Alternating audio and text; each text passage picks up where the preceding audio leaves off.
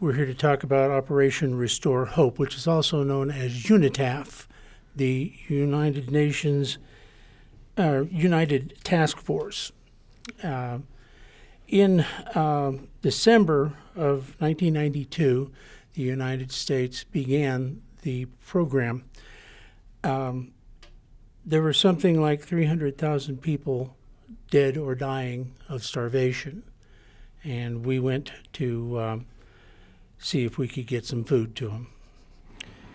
One of the most important aspects of the Somali society, and perhaps the most difficult for Western observers to understand or appreciate, are the concepts of lineage and clan affiliation.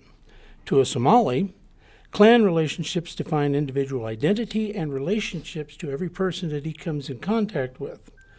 Somali children are taught their lineage for several generations back so that on meeting another person, each can recite his ancestry and thus understand his obligations and responsibilities to the other. In early times, the country was under the control of various Muslim emirates, and the cities were generally centered around the coast. By the late 19th century, several other countries were colonizing or occupying parts of the Horn of Africa that would become Somalia. The French occupied the northernmost sector, French Somaliland known today as Djibouti. The Italians, seeking an empire in Africa, colonized the southern portion and called it Italian Somaliland. The British, with an eye to the protection of the Suez Canal and their trade through the Red Sea, occupied an area on the Gulf of Aden known as British Somaliland. Somalia achieved its independence in 1960 with the Union of Somalia, which had been under Italian administration as a United Nations Trust territory, and Somaliland, which had been a British protectorate. The United States immediately established diplomatic relations with the new country. In 1969, the Somali army launched a coup, which brought Mohammed Syed Barre to power. Barre adopted socialism and became allied with the Soviet Union. The United States was thus wary of Somalia in the period immediately after the coup. Barre's regime ended up being extremely oppressive. This is a massive gloss over because the history on this is extremely detailed. He liked to kill people, and he became very unpopular. By May of 1991, Barre had been ousted by combined rebel forces, led partially by Mohammed Farah Aidid. At that point, civil government in Somalia collapsed and the humanitarian crisis that eventually prompted UNITAF began. Barre escaped the country with a load of currency, gold, and other valuables in a tank.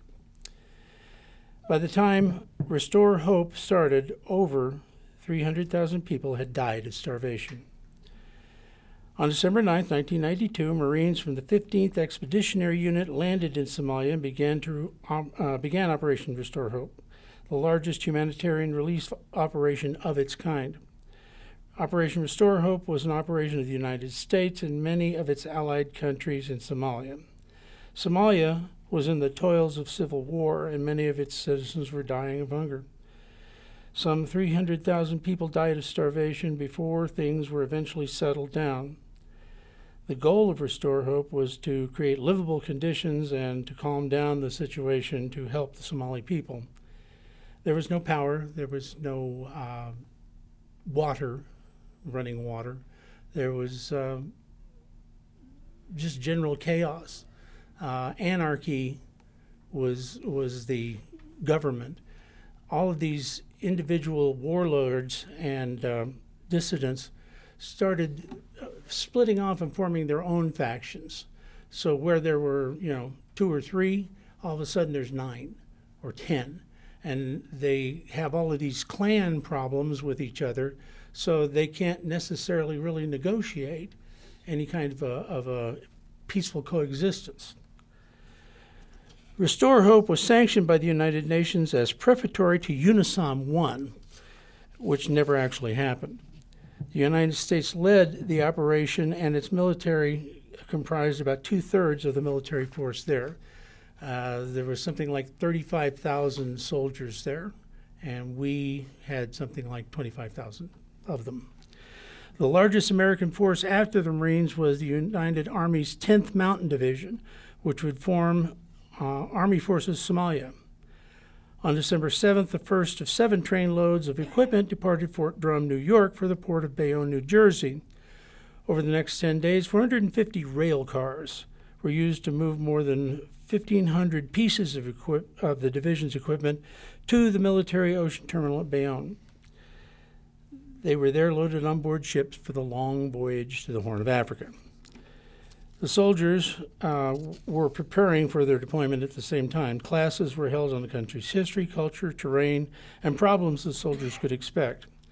Needed equipment was brought in to fill recognized shortages. The division helicopters were ready for use in the desert of Somalia, with additions of particle separators to keep the sand out and global positioning equipment. Desert camouflage utilities, known as battle dress uniforms or BDUs to the Army, were procured and issued. 104 troops were sent to ranges to fire and battle sight their weapons, ironically, often firing in the snows of New York winter as they prepared for movement to equatorial Africa. The division started its deployment on December 10th. At its height, Marine Forces Somalia consisted of 21 Marine units and 4 Navy CB units. The United Nations' involvement in Somalia was unable to provide a solution to the country's political crisis. UNISOM 1, the United Nations operations in Somalia, failed to even get started, and UNISOM 2, the nation-building mission, couldn't be instituted by the time originally set for withdrawal by continuing fractious relations between warlords whose factions kept splintering into more factions. The United States remained engaged in responding to the humanitarian needs of the Somali people and protecting the UN forces there, and continued to be a significant source of bilateral aid. Unfortunately, keeping the U.S. forces in Mogadishu eventually led to the events that were portrayed in the movie Black Hawk Down. There was a serious cost, but the United States helped Somalia in time of need. The military staff officers say they learned some important lessons from Somalia, mainly that on humanitarian missions, a quantifiable objective and exit strategy must be established prior to engagement. That policy has since been officially adopted and published in the United States Army Field Manual for future reference.